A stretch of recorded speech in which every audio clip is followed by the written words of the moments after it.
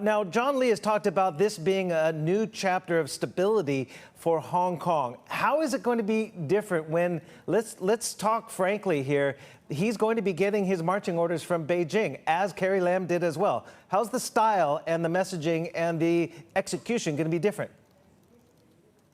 Well, to start with, John has served over 35 years in the police force and then the last 10 years in the administration. So he clearly understands the working of the government.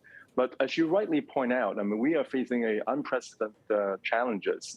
We need to connect back to the mainland. Equally, we need to also connect to the world, which is right now clearly it's been, I won't say shut. I mean, with 7 days quarantine, it makes it very challenging. So he will need to continue to do both, as you put it. I mean, because we have two major stakeholders, and they have different set of standards right now towards COVID. And we need to make sure that we can achieve both at the same time. That's the challenge is always to the chief executive under this so-called one country, two systems. We'll get to the security issues because he's really going to be pushing forward with Article 23, Hong Kong's own national security legislation, which has been stalled, of course, since those protests back in 2003. But I want to get to the point that you were just talking about, and that is Hong Kong's competitiveness and its openness. Now, by all accounts, the border with mainland China is not going to be opening anytime soon. China has entrenched its zero COVID policy. So, is there a case to be made to open up more international travel? And there's been more momentum for home quarantine for arrivals. Is that possible now, given that top scientific advisors have told Carrie Lam's government that it is feasible? Steve, first of all, I think, especially for our international audience, when we hear China's so-called zero policy, from my understanding, we're not talking about the absolute zero, right?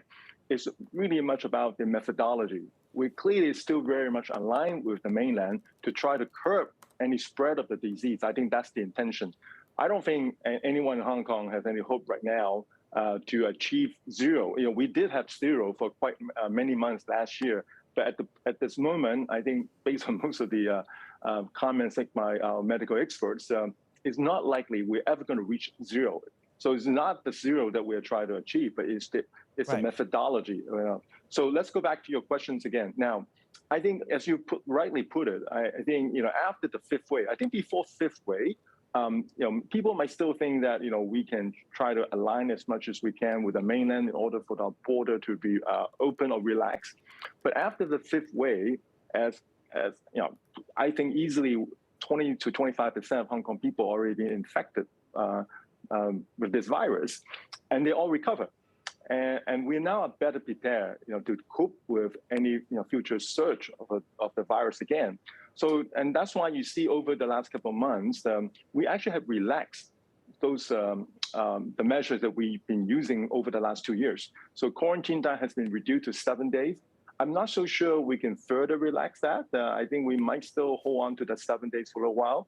And in regard to your question about home quarantine, we did try home quarantine very early on 2 years ago, but there were abuses and there were outcry from the community of those abuses. So until we can actually have a better way to make sure if we're going to shift to home quarantine, how can we be sure that people, comply to the law?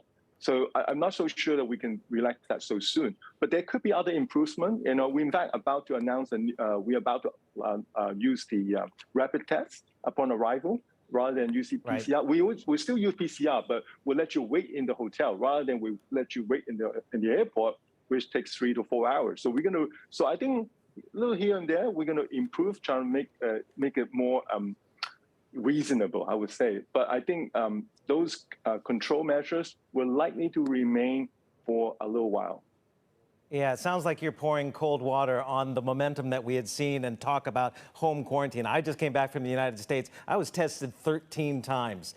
PCR tests and rapid antigen tests over the course of 7 days. I think I was pretty much covered, and there is momentum for that. But as a businessman, what do you want to see? Because By all accounts, Hong Kong is losing out to Singapore. It's losing out to other regional financial centers. Even Japan is talking about loosening border controls. The rest of the world is moving on. How concerned are you that Hong Kong has and will be lost its competitiveness and will be hard pressed to win that back?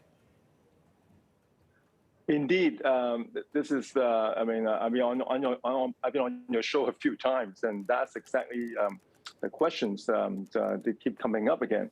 And we have seen quite a few of these MNCs and especially APAC companies have moved their staff away from Hong Kong because other countries have opened up, so they couldn't afford to have the executives being sort of stranded in Hong Kong. We see that we saw that happening for the last couple of months. And that's why I think that the incoming chief executive, he's well aware of it. So in his campaign, in the last 7 to 8 weeks, many of us, many in the business community already make that concern to him. So he's completely aware of it. So he will be in that tough situation right now to try to also negotiate with his mainland counterparts, and how best that we can achieve both the opening to the mainland as well as the opening to the world, because we can't afford to be locked out for too long. Bernard, as we watch what's happening in Hong Kong and John Lee's background as well in law enforcement and what he's done so far, we can't help but wonder, as you mentioned, how focused he is on reviving Hong Kong as a financial center, and also, given his background, how much more force he will put into place in the city in order to rein in protests. Well, obviously, yes, he has a disciplinary forces sort of background, but he's well aware. I mean, Hong Kong is a business city, and the livelihood for the people is of his top priority.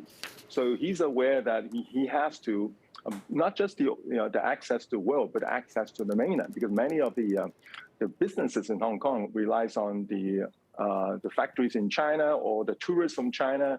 So he has a very daunting task to address both constituencies. So even though with his police background, I mean, he's aware that the future of Hong Kong is much about business, and also of course the livelihood of the people. So he has to also address the housing issues, the housing shortages, and retaining talent is also a concern for him as well.